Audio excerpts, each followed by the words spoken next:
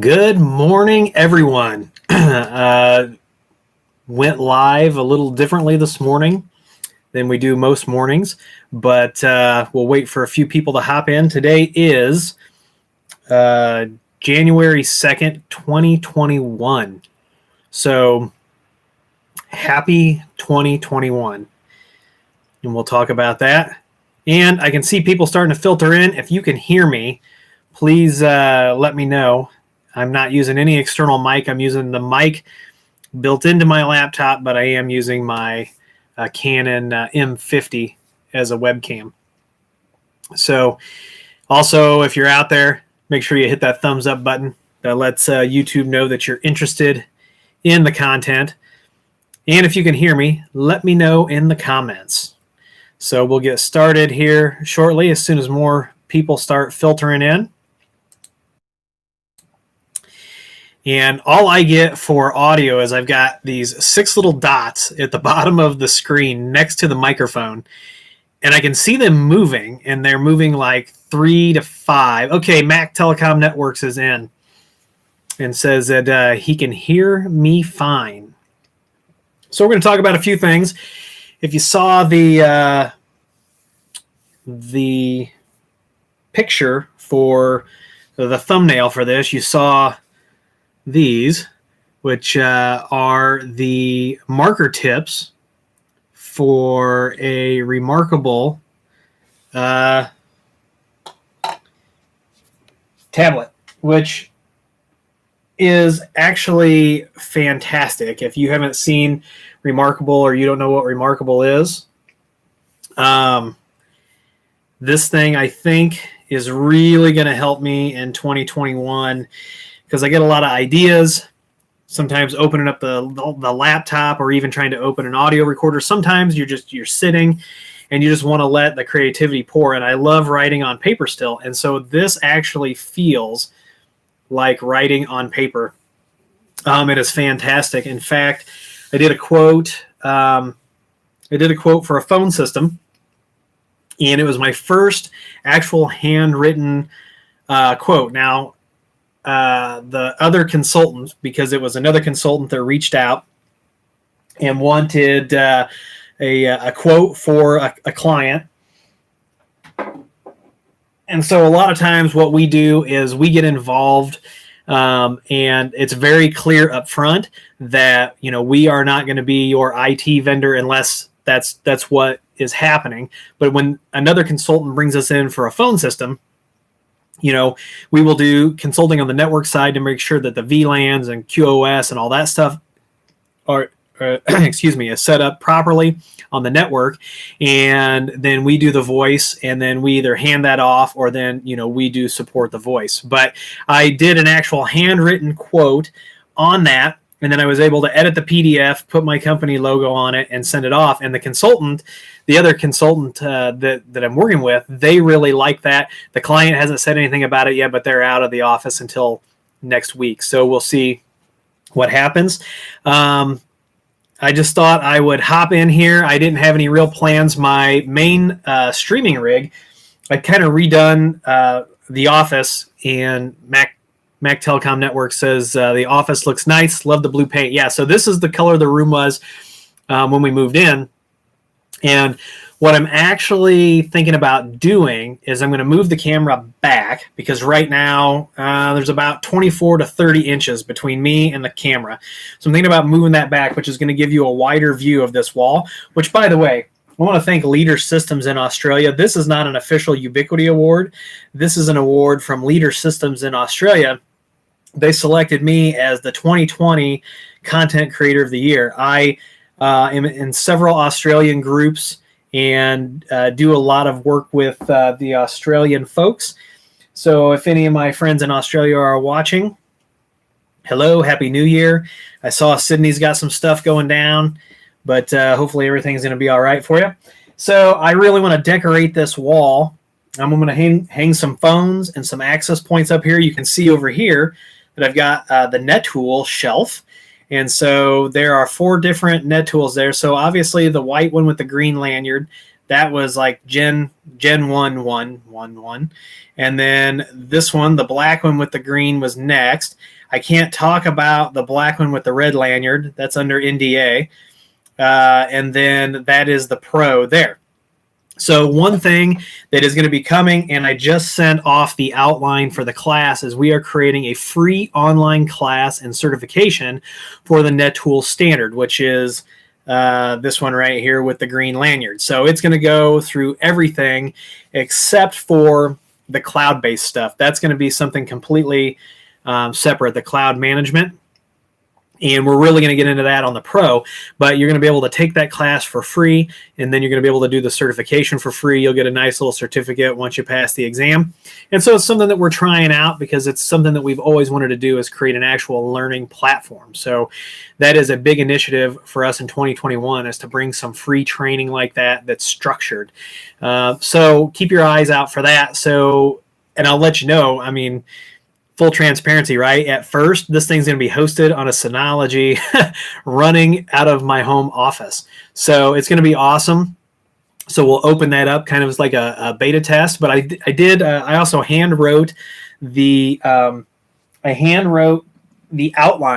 for the course on the Remarkable. I want to thank my my lovely wife. This is what she got me for Christmas. So I don't know if she thinks I just need to be more organized or what.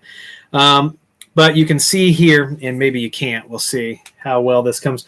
But there's a folder there, and it says NetTool under My Files, and then Standard Cert. So these are all my handwritten notes, and I sent those off to Nathan, who is the owner of NetTool. And we have agreed that the structure of the syllabus looks good. So we will start filming that, and I'm really excited about that. Good morning, James. James works with me on phone system deployments. He is a free PBX master. He's also a GrandStream master. James is probably going to get certified in GrandStream this year. Hopefully, we're going to be able to start holding in-class or in-person certifications. We've got to figure that out. I don't have an actual training facility, so anything that I do, I have to rent. And so we've got to get all those things figured out. Morning, Tony with Quick Tech. Check out Tony's video that he did this morning comparing the Ubiquity Unify 6 and the Unify APAC Lite. And I'm also going to be doing a video on that. I want to thank Ubiquity. They did send this Unify 6 AP out, and I haven't plugged it in or adopted it yet. I've been working a lot with the Dream Machine lately, but I've got a lot of other vendors on board this year. You're going to see a lot more GrandStream. You're going to see a lot more Cambium. You're still going to see Ubiquity stuff, but you can definitely tell that other vendors are hungry, and so we are definitely going to give them their fair share of airtime this year. Here's a little packet of stuff that so what is in here? Nuts and bolts, but there's also a quick release tool for this, for the mount. And then here is the AP itself. Now, they started sending these plastic covers on the APs. Well, this is the first Ubiquity access point that I've received that has had this cover, but I will tell you Cambium was actually doing this before I saw Ubiquity doing it. But it's a great idea because you're working in the ceiling, you're mounting these, your hands are dirty, and then you're touching a perfectly clean access point, and then you've got to clean it. A lot of these are, they have that rubberized texture.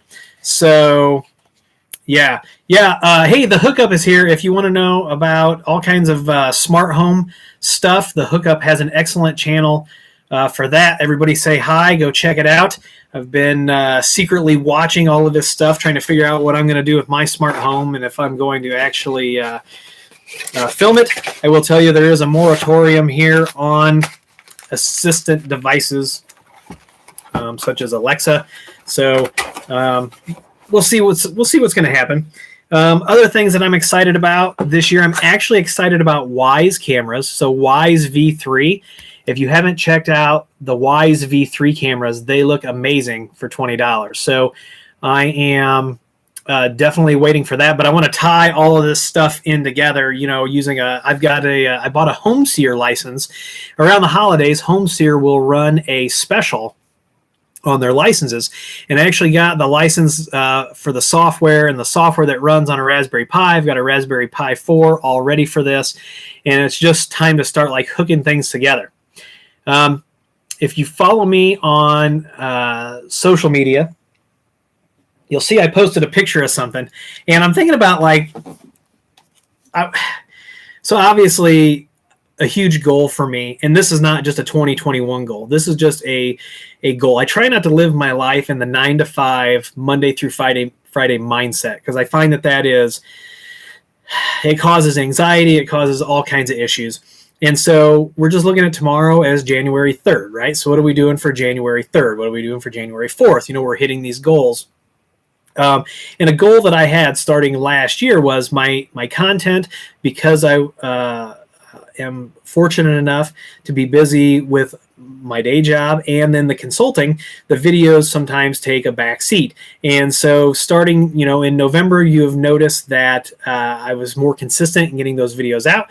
That is a goal from here going forward, to make sure that the video releases are consistent. I'm going to be refilming or filming a new channel trailer. Last year I filmed the channel trailer. I had a monitor. People could see it like the world burned down, caught on fire.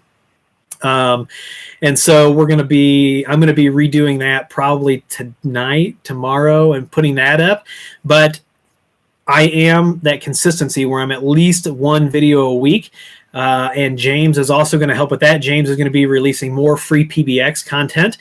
We are taking on more and more free PBX management roles, people in consulting and things like that. So, but GrandStream's still our bread and butter, but we are going to offer, and you're going to see a much broader scope of appliances for voice over IP and things that we're doing. And we've even talked about rolling our own appliance based on Fusion PBX and Protectly. I've got a Protectly video coming out for those of you who have purchased Protectly appliances using my links, it does come with a config preloaded for OpenSense, which I don't know that anybody else is shipping that, but I got more Comcast customers ordering that than what I thought was gonna happen. And so the 10.1.10.0/24 subnet that we used on the LAN was a horrible idea in hindsight. So I'm doing a new config. I'm going to send that over to Protectly, and then I'm going to release the video on that. But back to what I was talking about.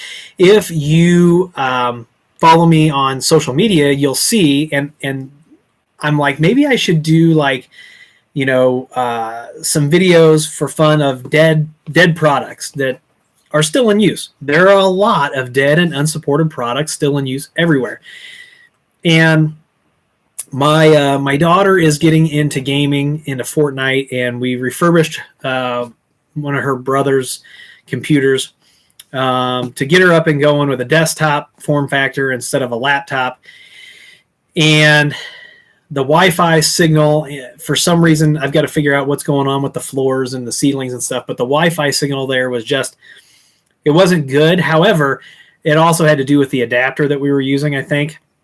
So we have multiple issues there. But I was running through my mind. I had to take my son to Best Buy the other day to get a power cord for the PlayStation 4. And I'm walking around the store. I'm watching, and I'm like, what should I buy another Wi-Fi adapter? What should I do? And I saw the power line stuff, and now there are a lot of people who will argue that power line Ethernet over power is sloppy. It has a lot of signal problems and stuff like that. But it was something that I had, something that I didn't have to buy. You'll notice there's no beta sticker on this for some reason, and I don't know if this ever actually came out of beta. But this is the Ubiquity Ether Magic. And so what you see here, this was Ubiquity's entry into this, and I really wish that they would have actually stayed with this product and developed it even more. I've got some other ones. I've got some TP-Link ones over there, and I'm going to do some speed comparisons and things like that. But what you get with this is it came like this, and there was an app, and I've reached out to someone over at Ubiquity to see if I can get the Android app with the last version of the firmware so I can sideload it on my phone and update these. I'm not worried about it being a security risk because it's on an isolated network. But I believe I read in a thread that the last firmware that they released for this actually increased the speed of the device. So I'm thinking about if they won't if they won't slap my hand, I'm thinking about doing a video series on dead Ubiquity products that I still have, that I still use, or dead products in general, because I never throw anything away. Anything that anybody sends me, anything that I buy. Now, also, if you follow me on social media, you will know that I started throwing away cardboard boxes. I used to keep the box for everything. And in the last quarter of 2021, I realized how inefficient keeping the boxes for everything was. So I started actually paid my kids to break down boxes, and we recycled a bunch. And, if you don't live out in an area where you can burn, close your ears, but we did burn some boxes and things like that. But so working on that as well.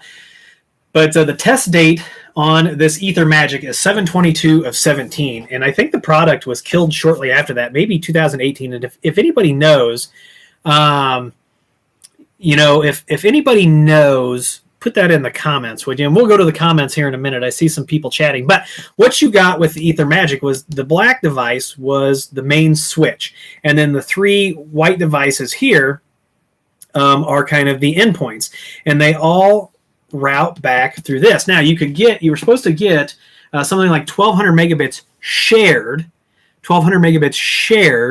between all the devices. So it's not 1200 megabits per device, it's 1200 megabits shared, and you could have 32 endpoints.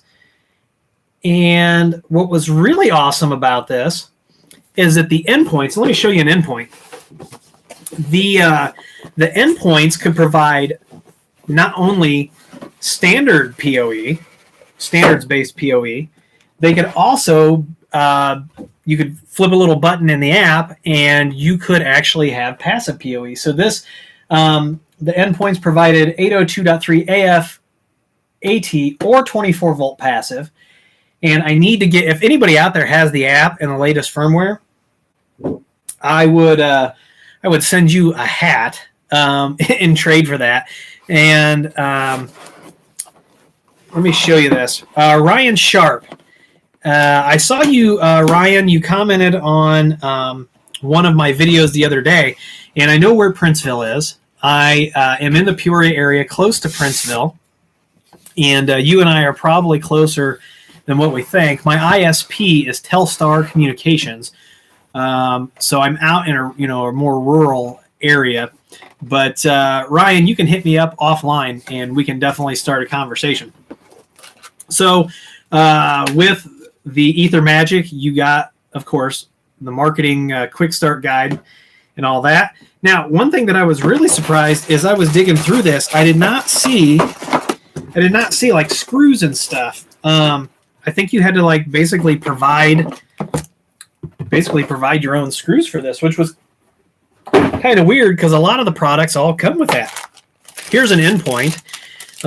And I don't know if Ubiquity sends people to watch my videos anymore or not. If they do and they tell me to stop talking about this, then we will stop talking about it. But here's what an endpoint looks like. And I mean, they are really aesthetically pleasing, in my opinion. And they've got that rubberized feel. I mean, it's just, in my opinion, a really nice device. And I know there are people that absolutely hate, power over or Ethernet over power lines. But so this is the endpoint.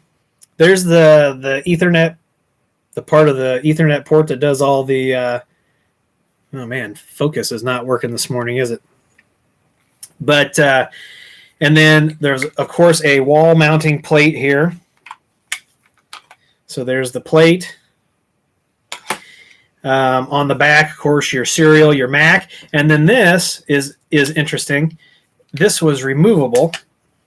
So the actual plug is removable. And it's got that Mickey Mouse style plug in there. And then you could use this if you didn't want to have it, directly plugged into the wall, or you couldn't. Then you could plug the Mickey Mouse in and have this away from the wall, which is great. They should think about doing like that with like the beacon. So now I'm actually thinking like, what devices do I have with the Mickey Mouse plug that I could actually plug this directly into? man, the things you think of sometimes, you know. And they actually call this, I don't know if you can see that or not, they call this the connecting box, which is interesting. Yeah, Havoc says Mickey Mouse equals Clover. Yeah, I guess you could say that looks like Clover, but for me, that looks like Mickey Mouse right there. Doesn't that look like Mickey Mouse? And I got to be careful saying that because Disney will come after me with the vengeance of Samuel L. Jackson, and they protect their IP, rightfully so. I would protect my IP like that as well. But yeah, so having fun with the Ether Magic. I'm going to deploy the other two endpoints, and I'm going to plug security cameras into them and power the security cameras and bring them back to an NVR. So maybe I'll do a full video on this. I don't know if Ubiquity will get upset if I do that since it's a dead product. I don't know if you can find it out there on eBay. I don't know if there are any to trade. I don't know if you can find it on the Discord channel or what. But all right, let's go to the comments. Let's see here. Yes, good morning and happy New Year, Stephen Walden. Yeah, the hookup is great, and I have to thank you for all the shout outs that you've given me in your videos about firewall rules and stuff and links to Unify. And he also says, let's see, you should check out Project Alias. It's a Raspberry Pi hat that sits on your... Oh, interesting. So, that's interesting. So what the hookup is saying is that you take a Raspberry Pi, you put this hat on it, you put it on your Alexa or your Google Home, and it blocks the mics with white noise. And it runs a mic locally to pass commands into the voice assistant whenever you want to actually use it. I was going to say I'm going to write that down, but what I'm going to do is I am going to write it down, and I am going to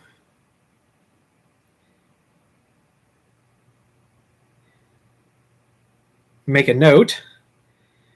I'm going to go to my files, and I'm going to create a quick sheet, and I'm going to write this down. And you'll see this. I'm going to do a video on this, but this is called Project Alias. And you couldn't hear that, but it sounded like I was writing on paper, and there's my actual handwriting. Maybe if I hide behind there. Yeah. So that'll be on there for me later when I turn Remarkable back on, and I won't forget it. So the hookup, thank you for the tip. I'm definitely going to try that out. All right, Havoc says, thoughts on Unify Controller 6.0.43 as a 6 series does not have a good rap. So, yeah, everybody, we all have issues with the 6. Release. Here's the thing, though. They're not stopping. They are moving forward, right? So if you're committed to Ubiquity, you're going to have to get a 6.0.43 installation or 6. Whatever installation, and you have to move forward. I've been running newer controllers than that in beta. Of course, we can't talk about that on the channel, but you're going to have to move forward with Ubiquity, or you're going to get left behind, because at some point that 5.0 release is going to be EOL and you're going to be SOL. So especially, you can't have these things publicly facing when they're no longer getting security updates. For customers who have to be security compliant, we already had to, if they were hosting the controller themselves, already had to hide the web interface. I need to test version 6 and see if they fixed their header problems. So we'll see. But here's what I'm going to say. Do yourself a favor and get a 6.0 whatever install going, because it's not going away. They're not reversing course. It's not going away. You just need to power forward at this point, or you need to look at other vendors, which we're going to give you plenty of options here in the coming weeks. So It's not like Ubiquity is the only game in town. We like a lot of the things that Ubiquity does. Some of the things are questionable, but every vendor has these questionable things. So don't take it that we're just bagging on Ubiquity and that we think that they're horrible. They're not horrible. They do a lot of things right. They're a company that can take risks. They're a company that can experiment. And now so to expand on that, the question is, what are they doing with that feedback? Is all the consumer rage and all the consumer feedback being taken into account, and are they learning from that? That I don't know, because I do think that we see some of the same mistakes repeated over and over again. But I can guarantee you 100% that all these other vendors are watching Ubiquity, and they're seeing these mistakes, and they're seeing the same things being repeated over and over again, and they are not making those mistakes. So you're going to see some really cool stuff coming up. Let's see here. So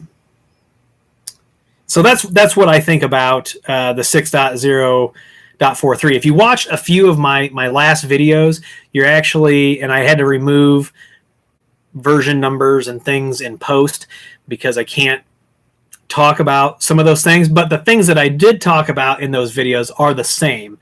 Whether you're on the 6.0. whatever general release, or whether you're on a beta release. But I only talk about things that I can talk about. All right, so Ryan Sharp says, mid-century.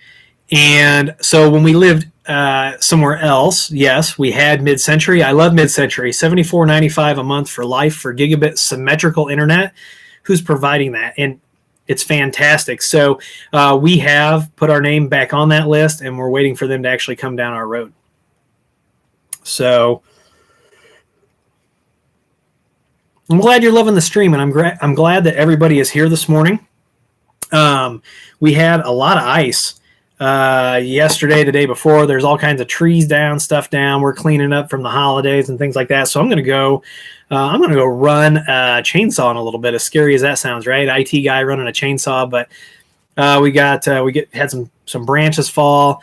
We had a tree that last year took some damage. My wife wanted to save it so she could do a Charlie Brown Christmas tree. So we did that. So now I got to go take this big ornament out of the tree, take the lights off. We put solar lights on there, and then I'm going to cut the tree down.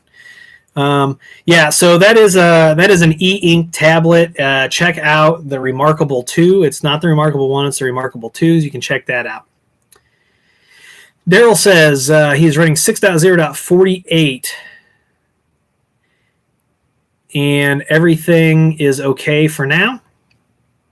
Alan Hunter says, hi, Willie. I really enjoy all your videos on EdgeMax firewall rules. I'm struggling a little to segregate a Sonos on a separate VLAN, but wondering if you might have some tips. Okay, so we run into this all the time, whether you're running with an edge router or whether you're on a USG or a UDM. So there are some devices that if you move them into a different VLAN and you put firewall rules on there, that they don't play nicely. Sonos is one of those devices. A lot of these audio devices that you broadcast to or multicast to, they have problems with those firewall rules and things like that. So there are several great articles out there. A lot of times turning on MDNS reflector will fix those problems.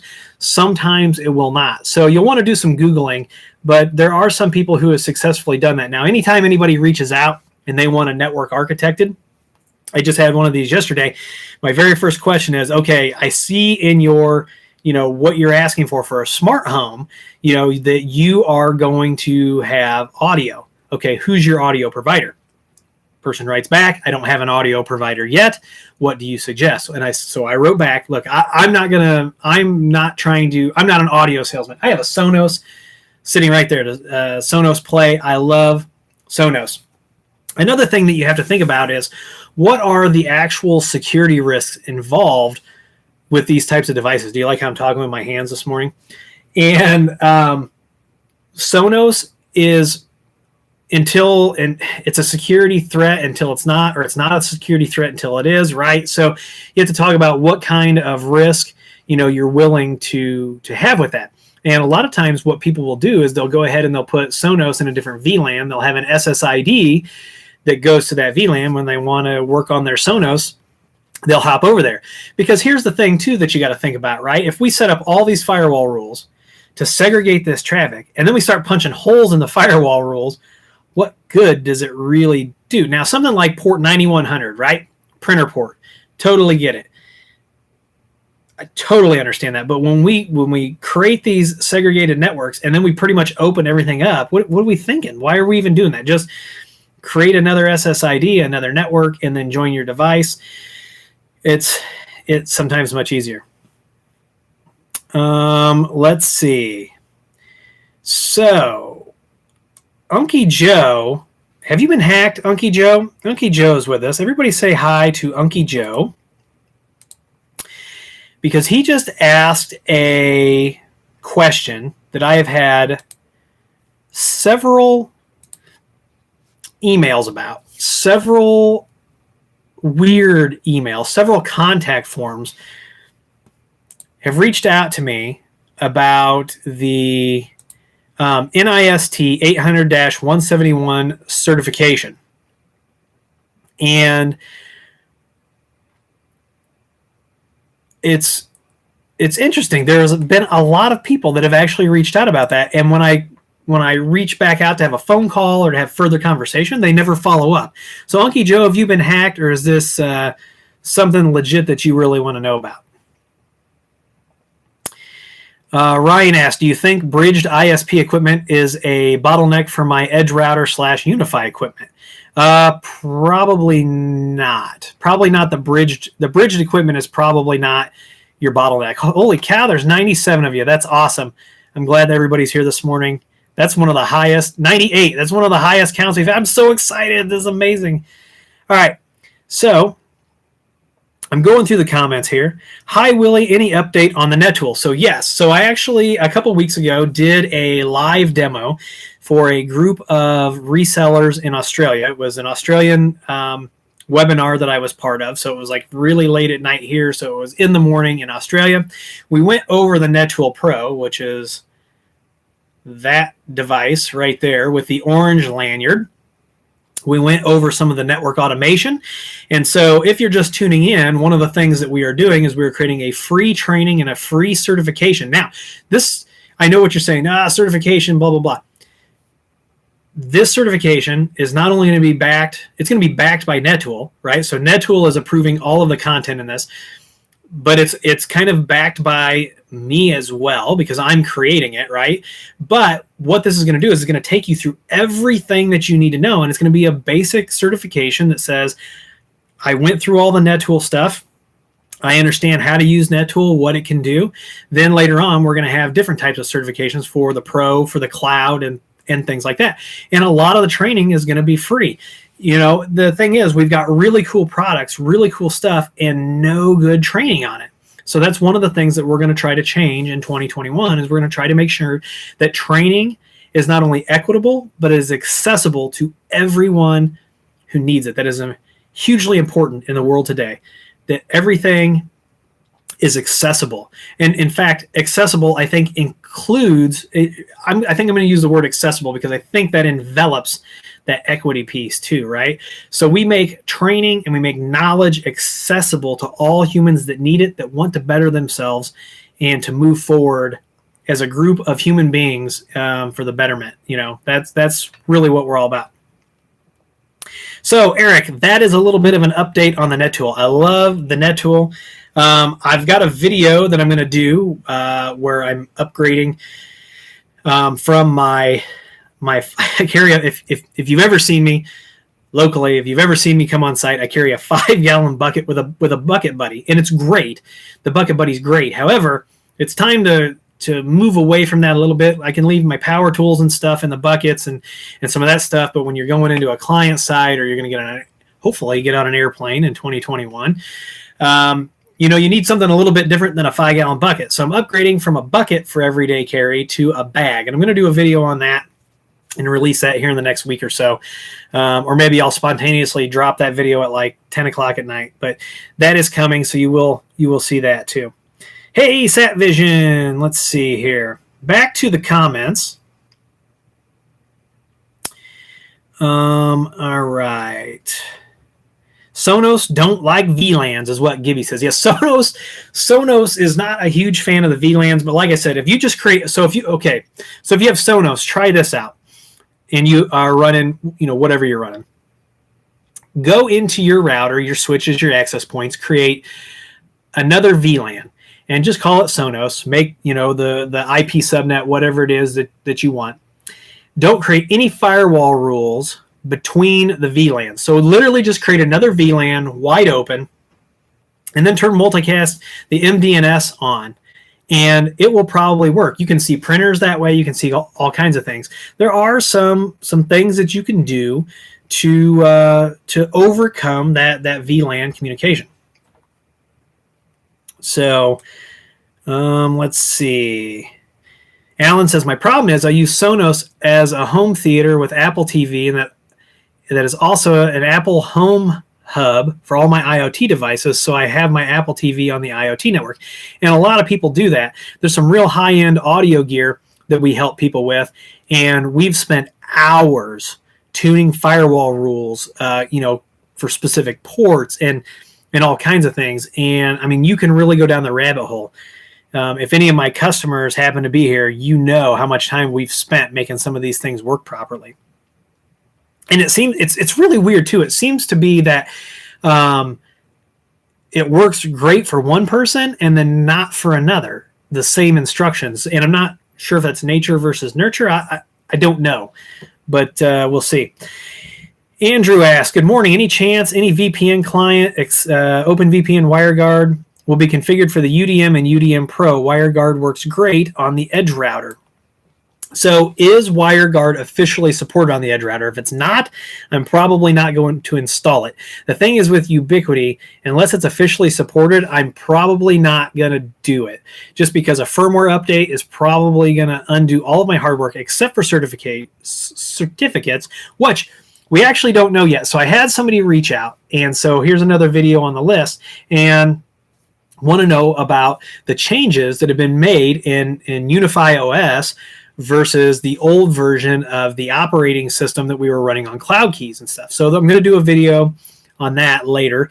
That won't be in the next couple weeks, but if you're running a Cloud Key Gen 2 or the Gen 2 Plus, you may have noticed that there is a release out there, and we can't talk, I don't know if it's beta, I don't know if it's early access or if it's, but anyway, you're going to see that Unify OS, UniOS, or whatever they're calling it, come to those Cloud Keys. So there are a lot of changes, and like I said, they are powering forward. So you need to learn it. So we'll see what happens. Unky Joe says, Willie, how I have a client that needs to come into compliance, and it's above my pay grade. Unky Joe, hit me up with an email.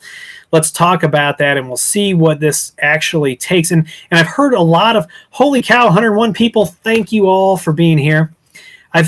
This is something, this certification, I think, is something that I'm going to have to look into and see if there's an NIST program that I have to go through to be certified to do the certification. So let's talk about that, Unky Joe, because I know down in Texas, things with security are a little weird. You can hire me in Illinois to do things that you can't do because of state regulations. And so we'll have to really talk about that. Oh, speaking of, what do you all think about the new, if you're in the States, what do you think about the new FAA regulations for drones, right? So they've made some changes about flying over people and about flying at dark. And then they've also made some further changes that are going to take effect in 2023 about drone registration and how drones must broadcast like their ID and things like that. What do you all think about that? It's very interesting. I'm still reading about that. I posted about it on social media, but it's very interesting to me, those changes that are coming. Unky Joe says he was not hacked. And yeah, so 105, you guys you're killing. Thank you this morning. Is so much appreciation for all of you, and in the past and in going forward. Thank you very much. All right, so Andrew Hughes asks, on the UDM Pro, can I use WAN 2 10 gig as my main WAN?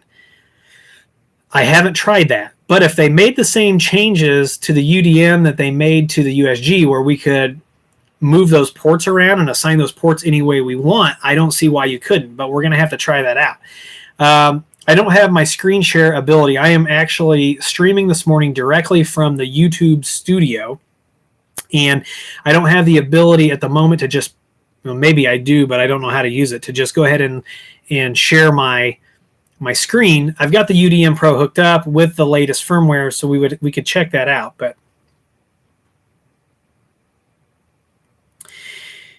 yeah, we're super excited about the NetTool certification that's going to be coming out. I hope Nathan is super excited about it.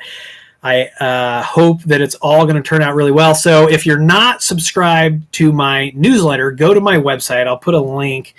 You should go to my website and just sign up for our newsletter, because the newsletter and the video will be the first place that we announce that the beta class of the certification is going to be available, because we're only going to be able to let so many people in at a time, because this is literally, for now, going to be hosted on a Synology at my house. So I think it's great. I've got a whole series with Synology that I've been laying out about how you can come out of the cloud, because as much push as there is for the cloud, there's as much pull out of the cloud. And it's very important that people are educated and understand both sides of that coin. So let's see. Have you used Proxmox on Protectly yet? That's Mac Telecom Networks. No, I have not, but I am going to load maybe VMware on it. So it's very difficult for me to get away from VMware. It's one of those things, I can use Hyper-V. Hyper-V's Hyper-V, right? But VMware is very hard for me to get away from. Was going to use Overt, and now all of this stuff has happened with CentOS. So now I need to figure out what is happening with Overt. I need to go, here's the thing, right? So we were planning like this Overt, and Overt was going to be my hypervisor of choice for like the next decade. But and people are like, well, don't you think this and that's going to happen, and could this happen? And I totally did not see this CentOS thing coming. So I've just got to figure out how all those pieces are fitting together. I haven't had a chance to sit down and see how CentOS, if you're not familiar with what's going on, Red Hat / IBM / whoever is making some changes to CentOS and the way that operating system is going to be used going forward. And in fact, one of the people that was I believe maybe even the main person behind CentOS, however you want to pronounce it, has actually started another operating system that is going to be like, I think they said bug for bug compatible with Red Hat Enterprise Linux. And I actually love that. Bug for bug compatible is beautiful. So we'll see how that works out. But I was going to do a lot of Overt stuff. Then that happened. So for the moment, I'm sticking with VMware, the free version. Because if you're using Synology, and in fact, actually, if I had a rack station that had enough RAM, I would probably just move to, actually, let's just talk about this. I'd probably move to either Synology for a hypervisor, or I would move over to QNAP. I have several clients who have huge QNAP installations, and they use them as hypervisors. And the video that you're going to see next week is actually for this device right here, which is the QNAP, the models. There's so many models I've got. This is the TSX53D, and you can see, it's got HDMI out. It's got all the things, and it also has 2.5 gig Ethernet. So thanks QNAP for sending this over. So you're going to see this. This is the video for next week, and wrapping up on that today or tomorrow as well. And I'm really excited about having, competition is good. Competition is very good, and it keeps Synology honest. It keeps QNAP honest. I also have another NAS, excuse me, the one, I can't remember the brand, but it looks like they stole the Cooler Master logo. Somebody will know it here in the comments, but I'm also going to do a video on that and compare those. This is not whiskey. This is not rum. It's way too early. It's water. But I like the way you think. So, all right, let's go back to the comments. Ryan Sharp is asking about the bottleneck on his ISP's equipment in bridge mode. And he's asking because he's going to pick up an Edge Router 4 and connect it to the GPON directly. So the thing is, with your specific ISP, the GPON device that they bring in, you have to, you can't bypass that. You cannot hook directly into their optical network. You have to go from that box. And when I had them turn off the Wi-Fi, and I had them turn it in bridge mode. Now, the installer in the field couldn't do that, but he turned in the ticket. It happened. It was seamless, and it was fantastic. And every time I tested that service, you go back and look through some of the videos, and as soon as I get that service again, I'll have 2 ISPs here. I've got some other plans to move full steam ahead with. But as soon as, if you go back and look, I don't think I ever got below 800 megabits a second when doing testing. And they probably didn't like, I mean, we hammered that gigabit connection. And now, I don't know if those of you in Comcast land, you now have a data cap, which I don't know that and actually, somebody let me know, is that business customers only, or is it everybody now has a data cap at Comcast? Let me know in the comments. But you have to have their device, Ryan. You cannot plug their fiber, that little fiber patch cable that they bring in, you cannot plug that directly into your own equipment. Dave Robertson asks, good morning, Willie. Recommendations on a good firewall router for fiber WAN from 200 meg to 1 gig. So, Dave Robertson, if your connection, and you'll hear this term that I'm going to use when you're dealing with business class. A lot of times you'll hear it in home class, consumer grade, in consumer grade as well, electrical handoff. So if your handoff from your ISP is electrical, RJ45, Cat5, then I would suggest a Protectly device running OpenSense or running pfSense or any other Linux-based or BSD-based firewall distro. Lots of OpenSense content I'm planning this year as well. So check that out, Dave. They do have pre-configured bundles. If you just do a Google search for Willie Howe Protectly, you're going to see they've got 2 bundles. And I've got to get a video done on this. But they've got one bundle that's just a 4-port device by itself with a config. And the reason I need to do this is because they don't provide the username and password. But actually, I think they do. I don't know. Anyway, we'll get all those details hammered out. Or they have a 4-port appliance that comes with the rack mount and the UPS. And it's actually a really great deal. You save money. Believe it or not, I make $0 off of those. It's just them using my name and me being able to give you a discount. The only way I make money on that is if you hire me for consulting. And I think people are buying it and not hiring me for consulting because it comes with a config already on it. But the thing is, if we can get people using these products, I mean, OpenSense, unless you go to the business version, just like pfSense, unless you go to the business version, the support, it's free. It's free. Edge Router X, $49. In 2021, I would like for you, if you are running a network and you have remote desktop RDP protocol open to the outside world, I would like you to say with me, 2021 will be the year I secure my RDP. There's absolutely zero excuse for having RDP open to the outside world when an Edge Router X is $49, or if you've got an old machine laying around and can slap a network card in it for $10. There's absolutely zero excuse that you have RDP open to the outside world. Get a firewall. Attacks with people working from home.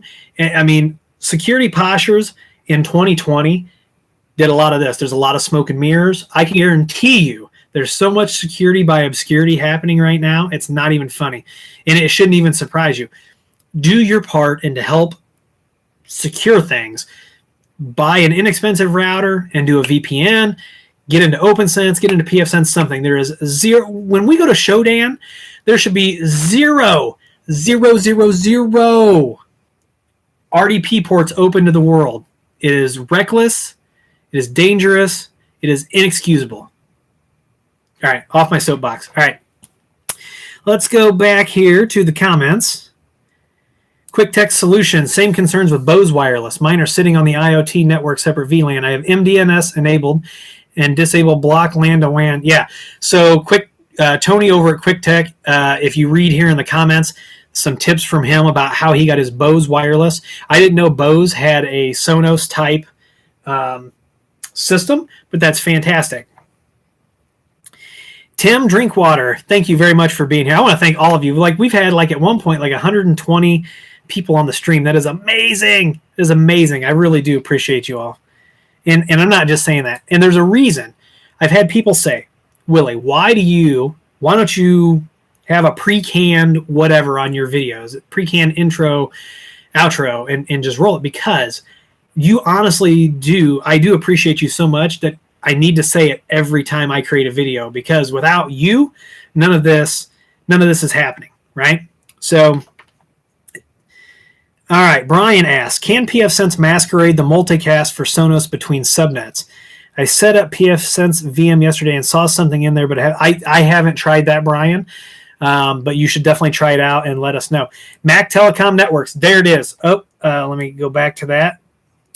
Mac Telecom Network says Sonos is one of my biggest headaches. Yes, Sonos can definitely be an issue with networks when you're changing. Oh, look, check this out. So, by the way, do y'all like these ball caps? I had these made for customer giveaways, and I also had these white ones made. I don't know where my other one went, but we're going to be giving some of these away. And but one of my favorite, and my wife was like, "What does that mean?" So you can see that pin on there. Joe from Cajoling Tech sent that to me. He sent me that pin that says it's always DNS, and I wear that proudly on my hat because 99% of the time it's DNS. Let's see. Yeah, Sonos. So Brian, Sonos doesn't really worry me from a security standpoint as much as something like an Alexa does. And if your device is listening, go ahead. I'm going to say that word a lot in the next 2 minutes. So I am going to look at my watch, and I'm going to give you 30 seconds to disable your smart devices, your assistants, real quick. So you've got about 25 seconds left. If you're disabling your smart devices so that they're not listening, you've got about 20 seconds left, because I'm going to use the word a lot here shortly, and I always get flack when I use those keywords. So no matter what your smart assistant is, you've got about you got 7, 6, so you got 5, 4, 3, 2, 1, 0. Okay, so hopefully you've turned that off. So Alexa, order orange juice. Alexa and Google and Siri worry me way more than something like Sonos. Now, you saw the video that I did last year where I have an Echo Dot. Thank you, Joe from Cajoling Tech, who works for AWS, works at AWS at Amazon. And we were kind of watching Wireshark real-time traffic stats. And we were watching those, and we were seeing, when I would say the keywords, hey, Alexa, I didn't, and it could be, hey, Google, it could be, hey, Siri, all of these things. You can see those traffic spikes and things like that. Those types of things, I don't know. I'm still torn on it, and you get arguments from both sides. I don't have any conclusive evidence either way. We have stories, we have court precedent at this point, but we're gonna see. We'll see. We'll see. We'll do some stuff. Smarter Money asks, Willie, is it possible to run 2 subnets across one Ethernet cable? I have one cable ran between my house and pole barn and need 2 separate networks. Edge switch in the house and Nutanix. Ooh, I love Nutanix. I bought a switch. You're going to see that video too. Yeah, so you just run a VLAN. Smarter Money, you can set up VLANs for that. Or if you want to have a broadcast mess, yes, you could technically just run 2 subnets. I don't know that I recommend that. I would probably look into VLANs. Trashman says, Real ID for drones. Yes, that is coming. And I agree. Regulations. So one of the things that is true here in the States is that the reason that our innovation is starting to wane, that it's starting to slow down, is because of all the red tape. All of, people having to get theirs. We got to grease the wheels, all kinds of stuff. There's all kinds of reasons. All kinds of reasons. A lot of people think that they know better. I mean, you pick a reason. But yes, red tape and regulations slow down advancements in technology. It does. It really slows us down. We have to have a real talk about that. So Unky Joe and I are going to be doing a video together on Synology router, so that's coming. And apparently, I am going to look into this certification. Let's see. Back to the comments. You can disable the Sonos Net Wi-Fi. Okay, let's talk about that real quick. So if you have a Sonos, if you have any type of smart audio device, any type of device like this, really, either use Wi-Fi or Ethernet. Don't use them both. That causes problems as well. Probably the number 2 problem that I see in Sonos is that people have it connected to Wi-Fi and they have it plugged in. We have spanning tree issues, all kinds of issues. So choose one or the other. Either use Wi-Fi or use the Ethernet. Yeah, and so in working with Tony over at QuickTech, if you're on the latest Unify controllers, you'll notice that they're taking more and more fine-grained control out, and they're kind of smoothing it. They're kind of rounding the edges on the controller. So it'll be interesting to see where they go with that. So yeah, I'm super excited about the Grandstream certification classes. I cannot wait to interact with humans again in the same room. I love my humans that are here at home with me. I love my humans at my day job, but I need other humans. We are all very much social creatures, and we need that socialization. Ryan, I do have a Plex server. I have access to several Plex servers. I run Plex on my Synology. I love Plex. Plex is good stuff. And Alan asks, how about a video on opening Sonos from controllers on the main LAN to an IoT network? I mean, we could do that, but let's talk about all the work. Go and just do a Google search for Unify and Sonos, and you're going to see like all the firewall rules that get created, all this other stuff. I mean, and then you have to maintain it, right? If something breaks, if they change something, I mean, it's almost easier to just go ahead, and how many, I don't know. It may be easier to just put everything in the same network, segregate that entire network.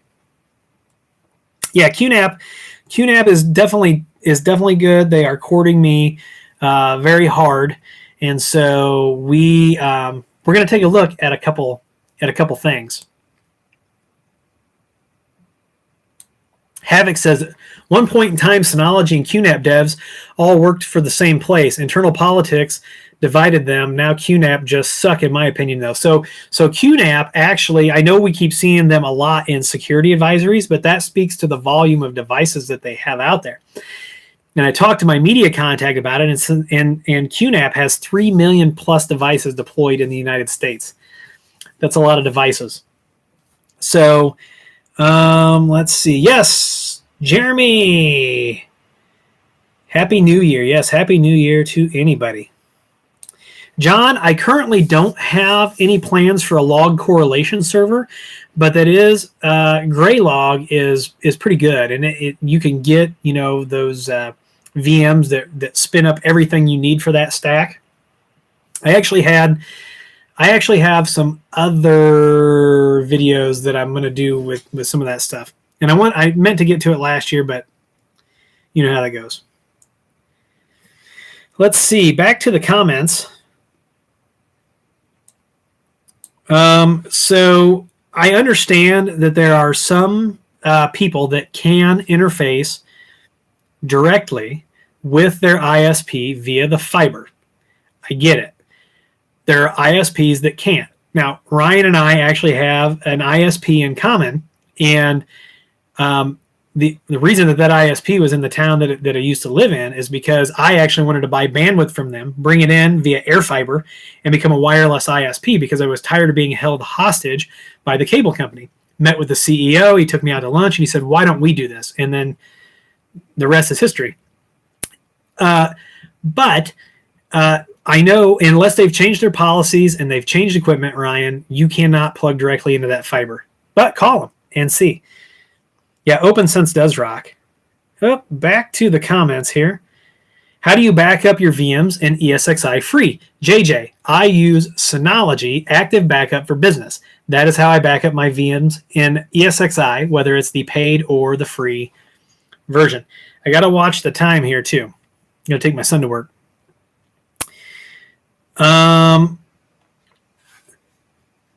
Let's see. Silent Wolf says network guys never want to admit it may be their problem. Programmers don't want to admit it that it's their problem. I mean, humans don't like to be wrong.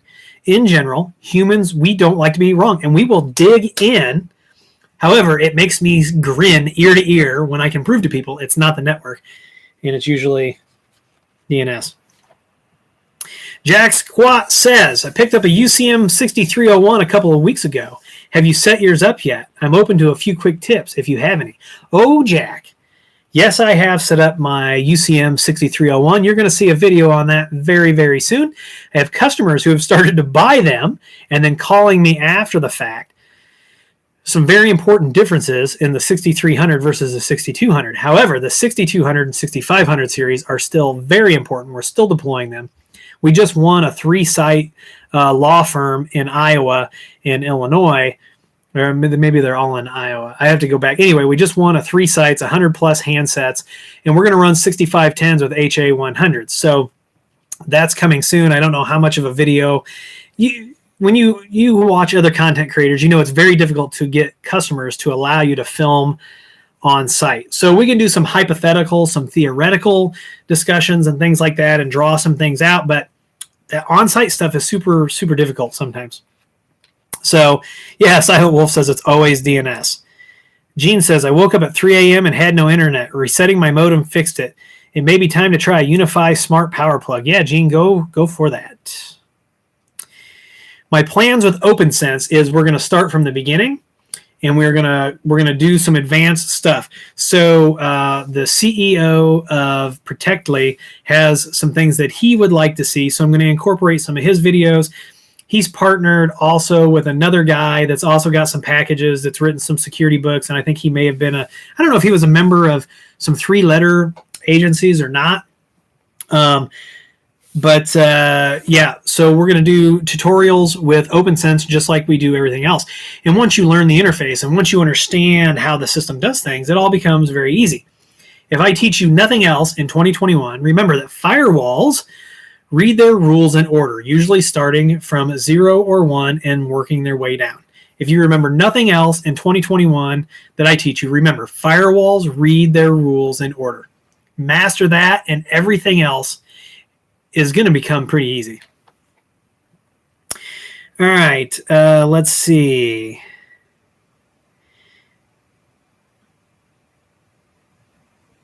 Let's see. Over to the comments here.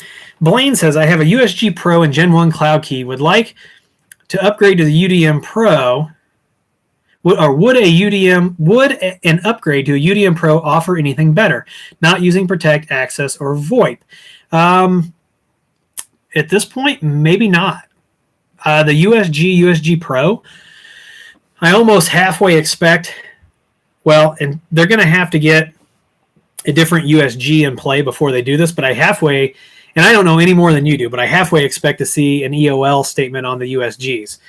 But they haven't EOL'd the Edge Router Lite, and they haven't, one of the Edge Router Pros, it was either the 8 or the Pro, was EOL, so you'll have to check that out. But it wouldn't surprise me if they EOL those here pretty soon.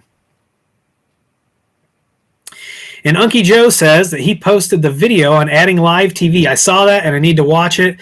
James has been on me about doing the same thing, about recording my live TV to Plex. So Unky Joe, thank you. I've got to get to that. FreeBS says, does Synology DSM have a video conferencing option that you know of? So while they don't have their own built-in video conferencing option, they do have within Synology chat, and I should probably add this to the ever growing list of videos. They do have the way to start a Jitsi chat automatically, or a Jitsi video conference automatically from chat. You just do /Jitsi. It automatically reaches out to the Jitsi server, creates that, posts a link, everybody clicks on it. And actually, people don't know this, but Synology chat actually supports, as of the DSM-6, supports 3 different video chat launches from Synology chat. So kudos to Synology for not trying to reinvent the wheel, but integrating with these other platforms. So will DSM-7 bring other things? And I believe I got the green flag to start doing DSM-7 videos. So we'll see how that works out. Let's see. I love all you guys putting these comments in here. I love it. Hey, and if you're enjoying this, can you hit that thumbs up? And if you're not subscribed, you should be. And if you're not, why not? Right? All right. Let's see.